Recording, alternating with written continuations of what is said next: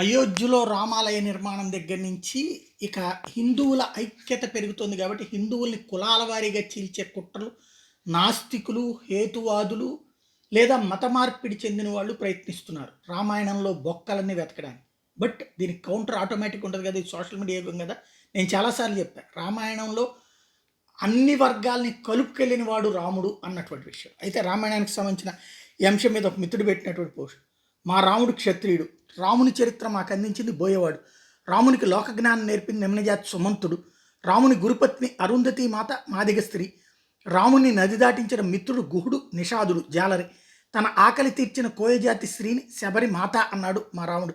తండ్రి స్నేహితుడైన జటాయువుని ఆత్మీయునిగా భావించి మోక్షం ఇచ్చాడు మా రామచంద్రుడు, వనచరులని అంటే షెడ్యూల్ ట్రైబ్ సహచరులుగా చేసుకుని ధర్మ పరిరక్షణ చేశాడు రఘురాముడు, సేతు నిర్మాణం నిర్వహించిన రాముని సలహాదారులు నలుడు నీలుడు వడ్డెర కొలస్తులు, నీతి తప్పిన బ్రాహ్మణుడిపై యుద్ధతంత్రం రచించింది శ్రీరామచంద్రమూర్తి గురుతుల్యుడు, ఆ శ్రీ ఆది జాంబవంతుడు మాదిగ జాతి వారు, యుద్ధంలో లక్ష్మణుడికి ప్రాణదానం చేసింది గిరిజన సుసేనుడు, రావణ సంహారానికి సహకరించింది బ్రాహ్మణుడు, ధర్మసూక్ష్మం రామునికి గుర్తు చేసింది చాకలి వ్యక్తి, పట్టాభిషేకానికి బంగారు సీతం తయారు చేసింది విశ్వకర్మలు,